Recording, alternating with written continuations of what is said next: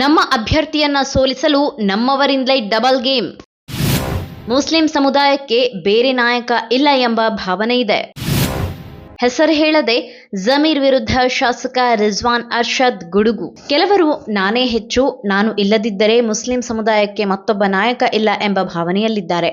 ನಾವು ಬಿಜೆಪಿ ಸೋಲಿಸಲು ಹೋದರೆ ನಮ್ಮಲ್ಲಿನ ಕೆಲವರು ಡಬಲ್ ಗೇಮ್ ಆಡಿ ನಮ್ಮ ಅಭ್ಯರ್ಥಿಯನ್ನೇ ಸೋಲಿಸಲು ಯತ್ನಿಸಿದರು ಎಂದು ಆಡಳಿತಾರೂಢ ಕಾಂಗ್ರೆಸ್ ಪಕ್ಷದ ನಾಯಕ ರಿಜ್ವಾನ್ ಅರ್ಷದ್ ಗಂಭೀರ ಆರೋಪ ಮಾಡಿದ್ದಾರೆ. ಈ ಮೂಲಕ ಪರೋಕ್ಷವಾಗಿ ಅಲ್ಪಸಂಖ್ಯಾತ ಕಲ್ಯಾಣ ಖಾತೆ ಸಚಿವ ಜಮೀರ್ ಅಹಮದ್ ಖಾನ್ ಅವರತ್ತ ಚಾಟಿ ಬೀಸಿದ್ದಾರೆ. ಭಾನುವಾರ ಸುದ್ದಿಗಾರರೊಂದಿಗೆ ಮಾತನಾಡಿದ ರಿಜ್ವಾನ್, ಅಲ್ಪಸಂಖ್ಯಾತರ ಚಾಂಪಿಯನ್ ಎನಿಸಿಕೊಂಡವರು ಅಬ್ದುಲ್ ಜಬ್ಬಾರ್ ಅವರಿಗೆ ಟಿಕೆಟ್ ನೀಡಬೇಕೆಂದು ಪಟ್ಟು ಹಿಡಿದರು.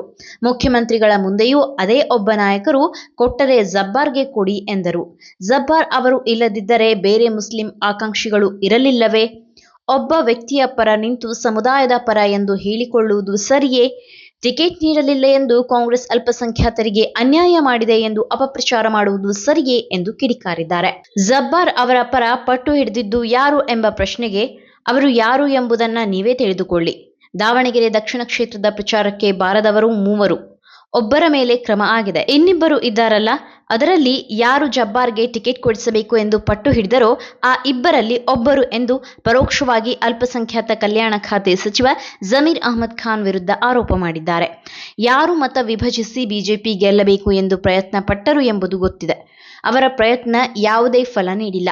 ಕೆಲವರು ನಾನೇ ಹೆಚ್ಚು, ನಾನು ಇಲ್ಲದಿದ್ದರೆ ಮುಸ್ಲಿಂ ಸಮುದಾಯಕ್ಕೆ ಇನ್ನೊಬ್ಬ ನಾಯಕ ಇಲ್ಲ ಎನ್ನುವ ಭಾವನೆಯಲ್ಲಿದ್ದಾರೆ. ಇದರಿಂದಲೇ ಮುಸ್ಲಿಂ ನಾಯಕ ಪಟ್ಟಕ್ಕೆ ಧಕ್ಕೆ ಬಂದಿದೆ. ಯಾವ ಮುಸ್ಲಿಂ ನಾಯಕರು ಚುನಾವಣೆಯಲ್ಲಿ ಹೇಗೆ ಕೆಲಸ ಮಾಡಿದರು ಎಂಬ ಬಗ್ಗೆ ಹೈಕಮಾಂಡ್ಗೆ ಗೊತ್ತಿದೆ. ನಾವು ಬಿಜೆಪಿ ಸೋಲಿಸಲು ಹೋಗಿದ್ದೆವು, ಆದರೆ ನಮ್ಮಲ್ಲಿ ಕೆಲವರು ಡಬಲ್ ಗೇಮ್ ಆಡಿದರು ಎಂದು ರಿಜ್ವಾನ್ ಆರೋಪ ಮಾಡಿದ್ದಾರೆ. ಅಬ್ದುಲ್ ಜಬ್ಬಾರ್ ರಾಜೀನಾಮೆ ಬಗ್ಗೆ ಪ್ರತಿಕ್ರಿಯಿಸಿದ ಅವರು, ಅಬ್ದುಲ್ ಜಬ್ಬಾರ್ ಅವರ ರಾಜೀನಾಮೆ ಬಗ್ಗೆ ಮಾಧ್ಯಮಗಳಲ್ಲಿ ನೋಡಿದೆ. ಅವರ ಪತ್ರದಲ್ಲಿ 3ನೇ ತಾರೀಕು ಎಂದು ಇದೆ.